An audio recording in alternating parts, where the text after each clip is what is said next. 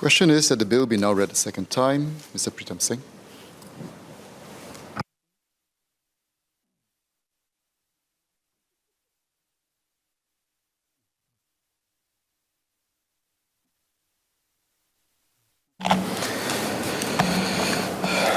Mr. Speaker, this bill seeks to enlarge the DNA database at the disposal of the police by including less serious crimes under its ambit.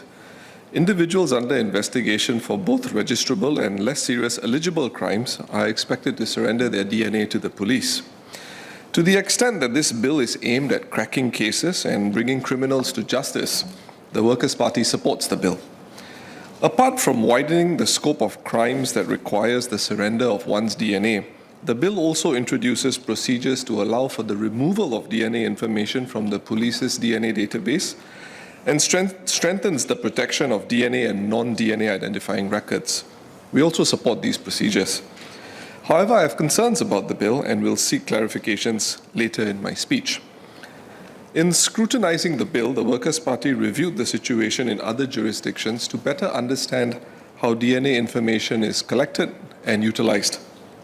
In South Australia, for example, the offences covered under the Criminal Law Forensics Procedures Act 2007 includes all offences punishable by imprisonment, not dissimilar to our position, but technically broader than the position taken in today's bill, which excludes some offences punishable by imprisonment. In the United Kingdom, under the Police and Criminal Evidence Act, blood and other intimate samples, or what this bill refers to as invasive samples, can only be taken with written consent without exception. This is a position that is less intrusive upon the rights of the individual than the one proposed by this bill. However, non-intimate samples, which includes hair and swabs that would allow the collection of DNA, can be taken in the UK without consent if the person is under investigation for what is called a recordable offence. This appears to be a broader position than the one proposed under this bill, as the meaning of a recordable offence is very wide and it may include offences not punishable by imprisonment. In Japan, there is no specific statute governing from whom and under what circumstances DNA may be collected. But the Japanese authorities have adopted an approach to DNA collection that is one of the most aggressive in the world.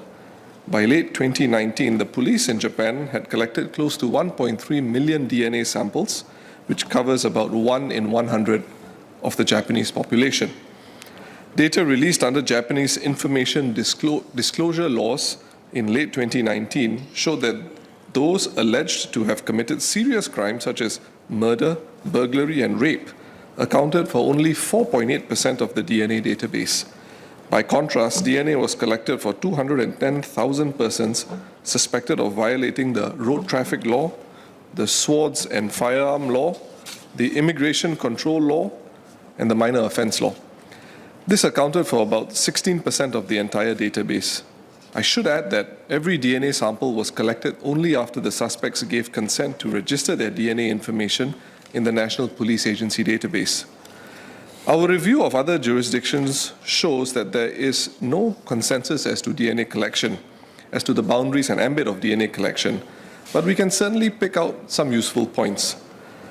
For Singapore, we need to ensure that our bill suits our circumstances and protects our citizens.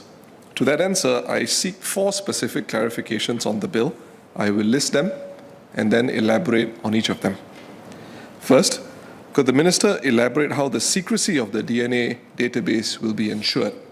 Second, the proposed Section 32H allows any information in the DNA database to be used for such purposes as may be prescribed. Could the Minister clarify whether the government intends or foresees the use of DNA information for purposes other than for police investigations into specific cases? And if not, will the government undertake to return to this House to seek parliamentary approval if the DNA database is to be used for non-investigation related purposes?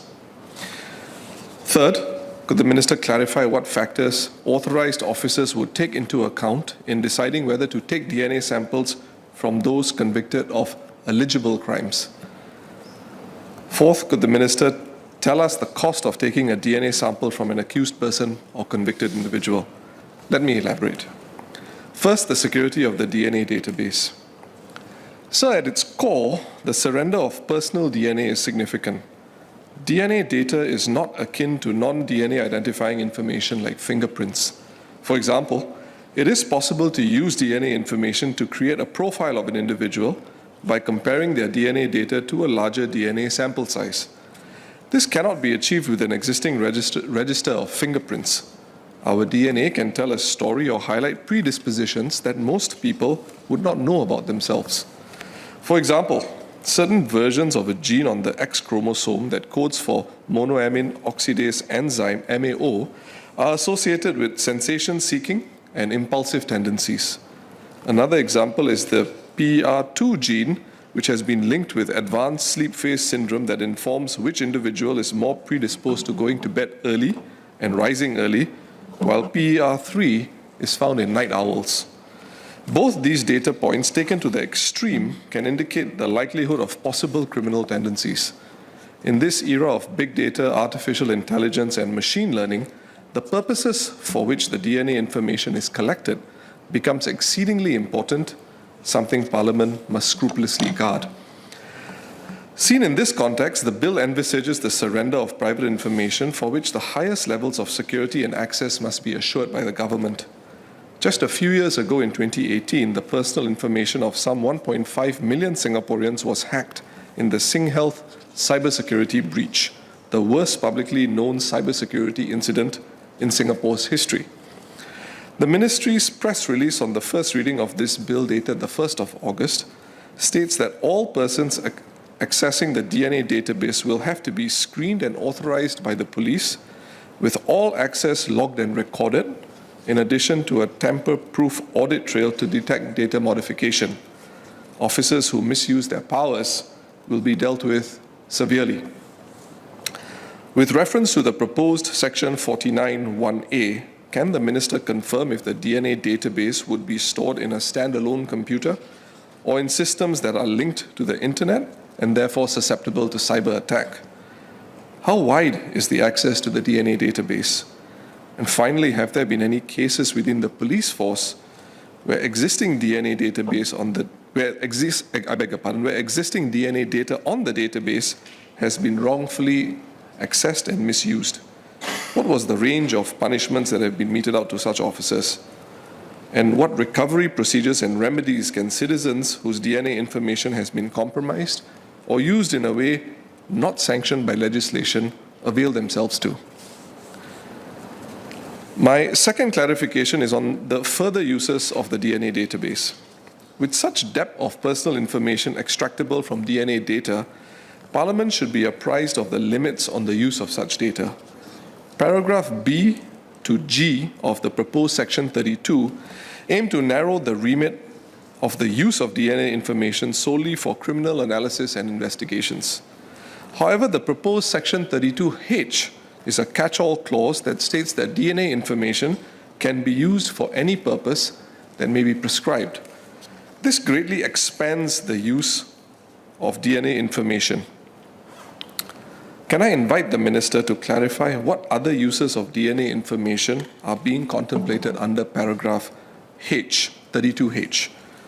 For example, and this is certainly not exhaustive, it is not beyond imagination that this clause could be relied on to use the DNA database for purposes of profiling and to draw inferences about groups of people as being a relatively greater public order threat compared to others, as alluded to earlier.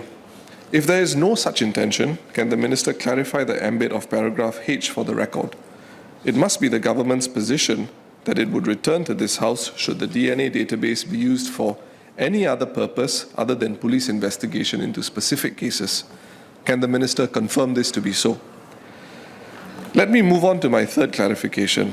So under the proposed Section 10, an authorized officer, I quote, may, unquote, take DNA information and therefore may not be required by law to do so.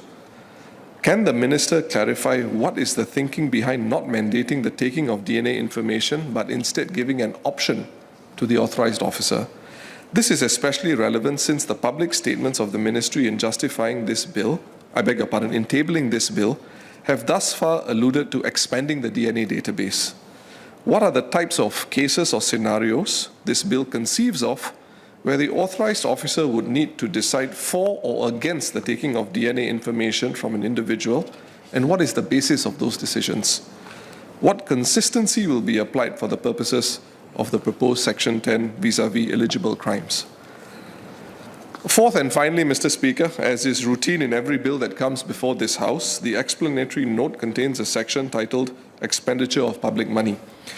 The note states that this bill will involve the government in extra financial expenditure, the exact amount of which cannot at present be ascertained.